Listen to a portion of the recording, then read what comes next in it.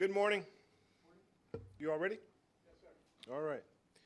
Thank all of you for coming. It's a pleasure to be here today to kick off a great and momentous milestone for the U.S. Department of Transportation, for the Federal Aviation Administration, and for aviation. And I want to thank you, Administrator Huerta, and Brian Wynn, the CEO of the Association for Unmanned Vehicle Systems International, for joining me today for this event. Since I was sworn in as Secretary of Transportation, one of my goals has been to make sure this department is leading the way in creating an environment where innovation and technology have an opportunity to flourish.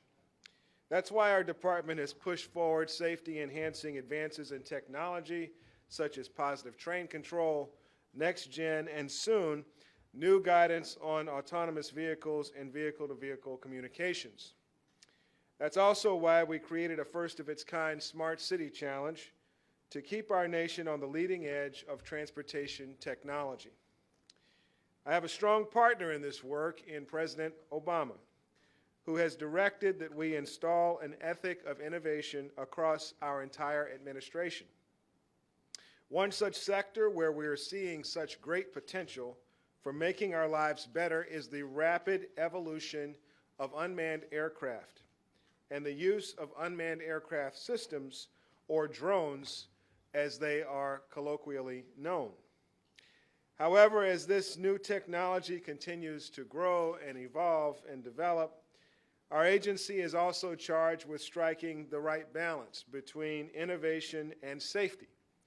Even as we harness the great potential of drones, we must develop the tools that protect both manned aircraft and folks on the ground from harm. The Part 107 rule, or the small UAS rule, as we call it, that takes effect today accomplishes this objective. This milestone is significant for several reasons. It ensures that a burden on our industry and on our department is relieved. To this point, the only way to operate a drone for commercial purposes has been to receive a Section 333 exception from my office and from the FAA. And I've personally reviewed every exemption request.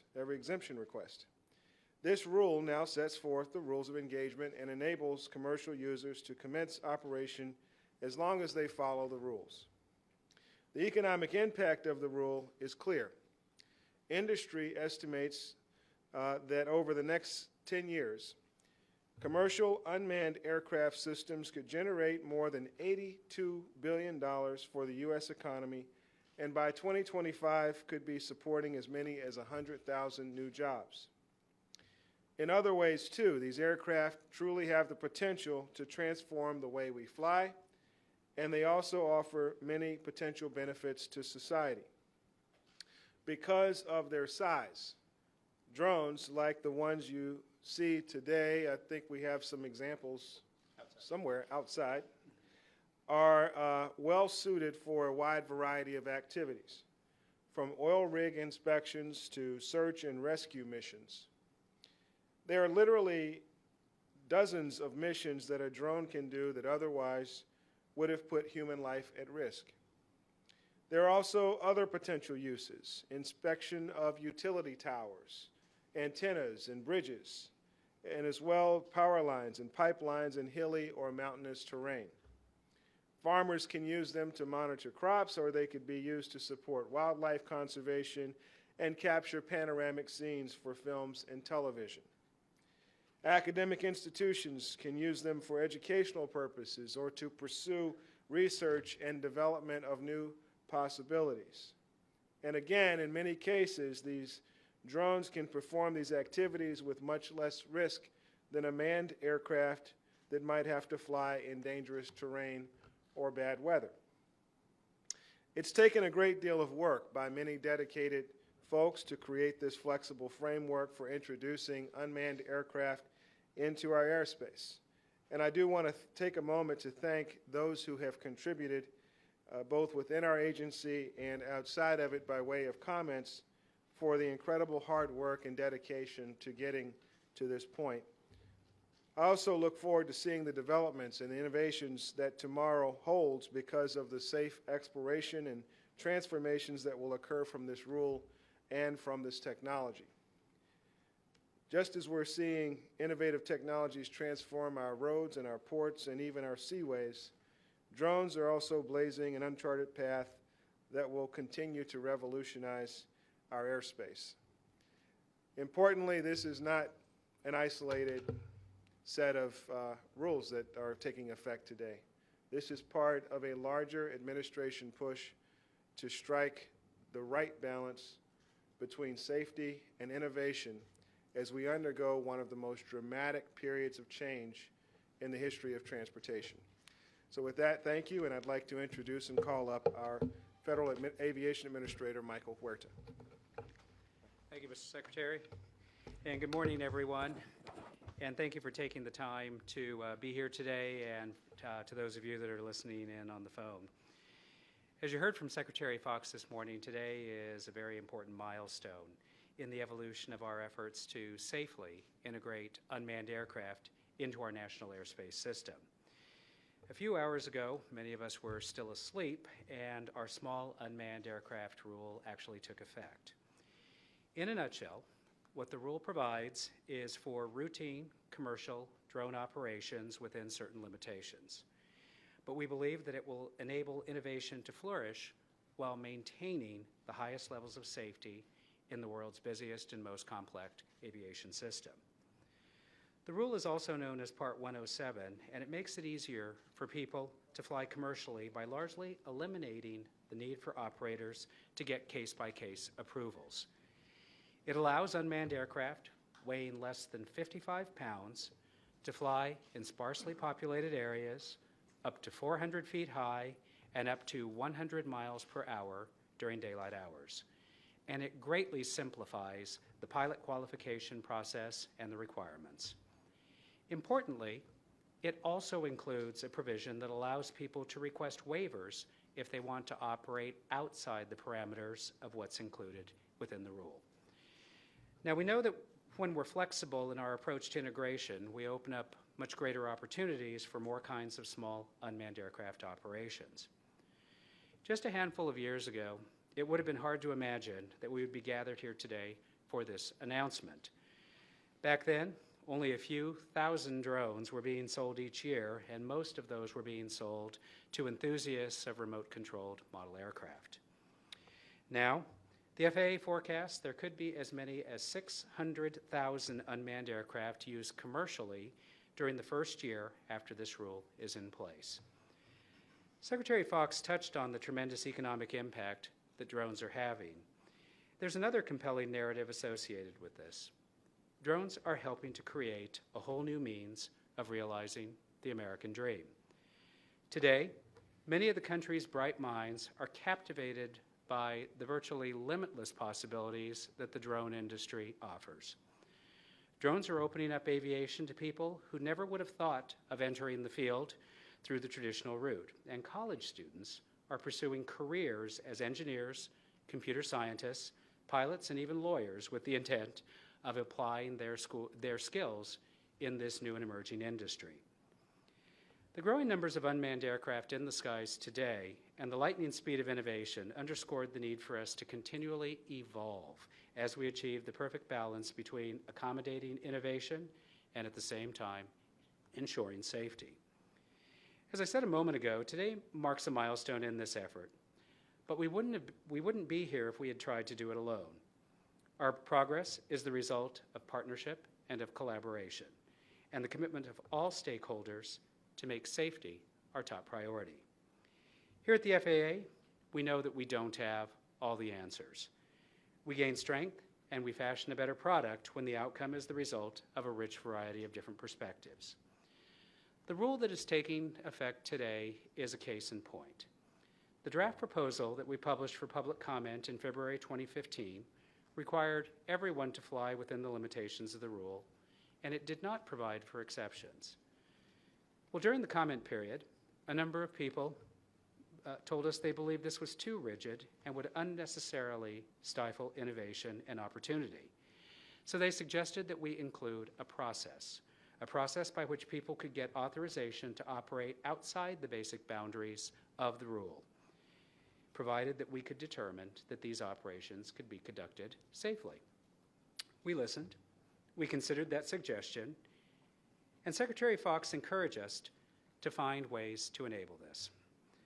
So we created a waiver process that is part of this rule, which is taking effect today. In the past couple of years, we've made progress that nobody believed was possible when we first started tackling drone integration, and we know that our work in many ways has just begun. While we were analyzing the small unmanned aircraft rule, we also began working on a number of additional integration challenges.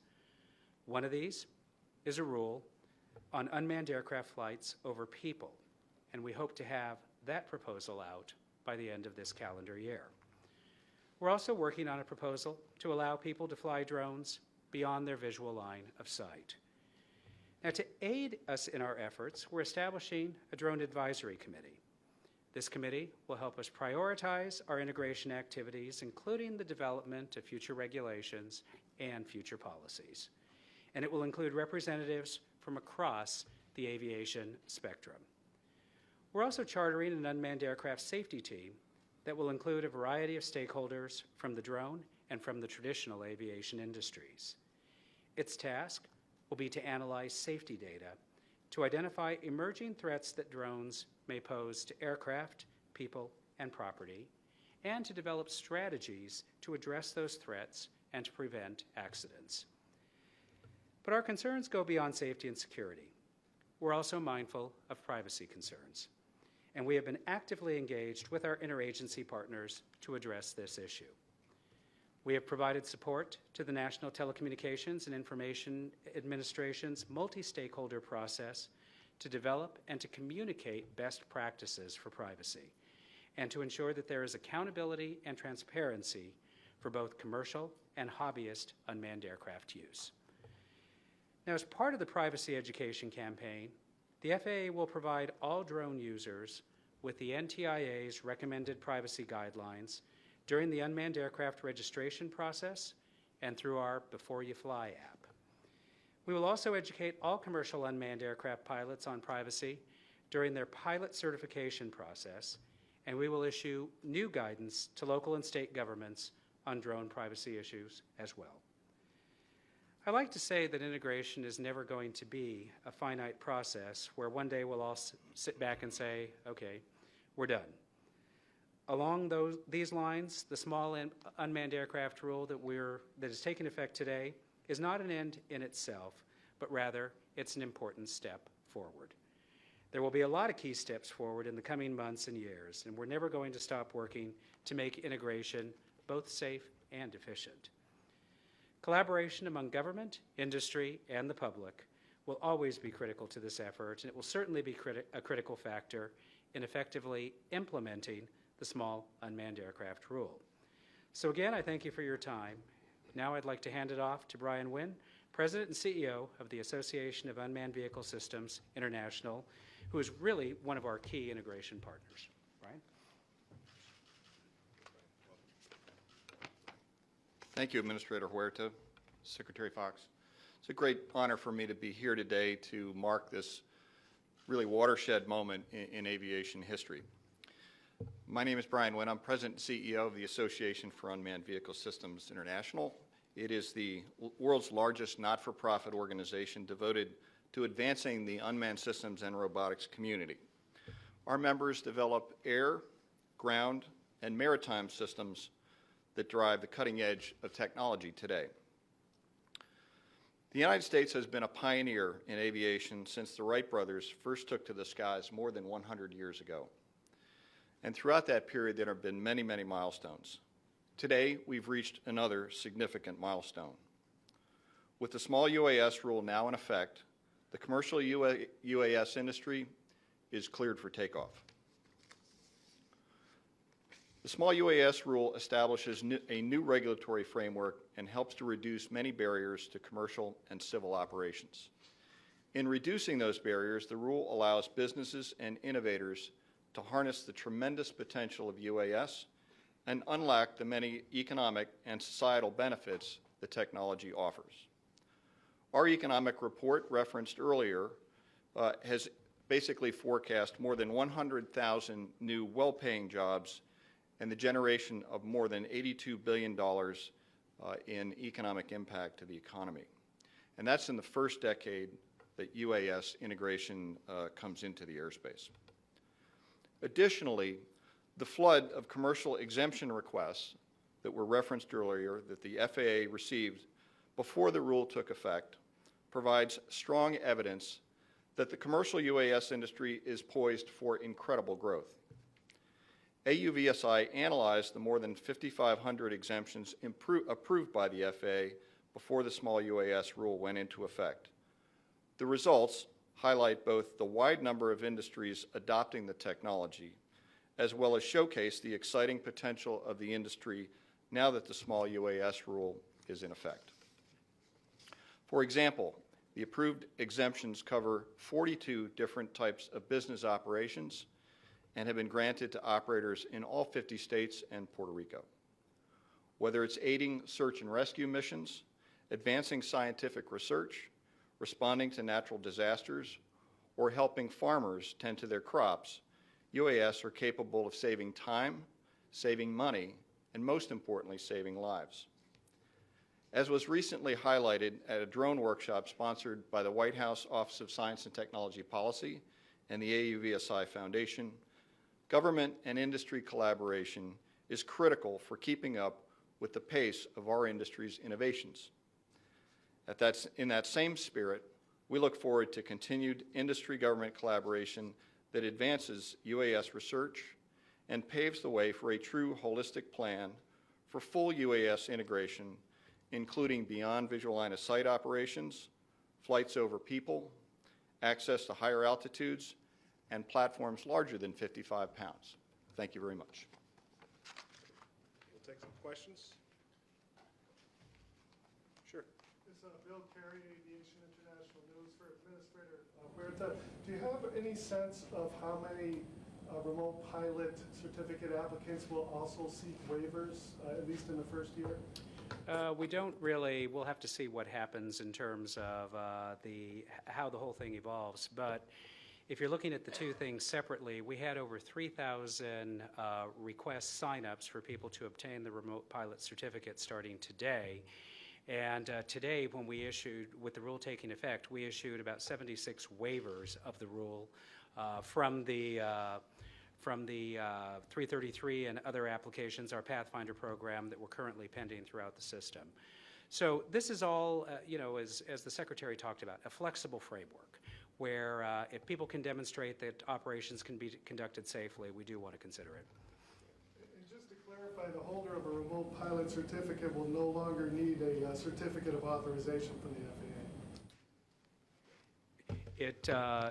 Again, as long as they're operating within the framework and provisions of the rule, yes, they no longer need any kind of a certificate of authorization and or any kind of an exemption, as long as they hold the appropriate certificate. That's correct. Let me also just point out that what we're describing here in the UAS rule is a challenge to the agency across a number of platforms. As you have rapidly advancing technologies, we are looking at how we set the dial on our approach to safety, because we want to make sure we are not just a leader in innovation, but a leader in safety. But that requires, in this time of rapid transformation, remember, UASs weren't in the conversation even 10 years ago the way they are today. We're going to have to be more nimble and more flexible. That doesn't mean we're going to be unsafe. It just means that our approach has to change, and what Michael described is right along the lines of that. In the back. The number of FAA enforcements, people not following the rules, is really a fraction of the number of registered drones and even like the number of complaints that have come from other pilots. What are the consequences for following the rules, and do you have the manpower to make sure that happens? Well, let me start with a couple of points. Now, we have to think about the universe of drones this rule covers the commercial use. And I think largely we have seen with our exemption process very good compliance with the rules that have been established and the restrictions involved in those exemptions. There is a broader universe of drones that are available to recreational users, hobbyists, if you will, and that is an area where I think we're going to continue working alongside our interagency partners, working with industry, frankly, to ensure that people know the rules of the road, so to speak, when they use their personal drones. There are parts of our country that are restricted airspace. There are parts of our country where the uses have certain restrictions on them, but you wouldn't know that if you didn't know to go look for it.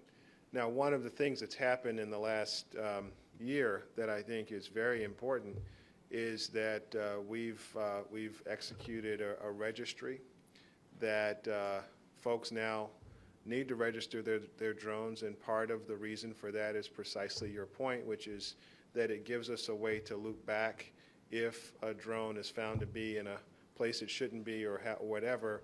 We have a way of identifying that drone and tracing it back to the user.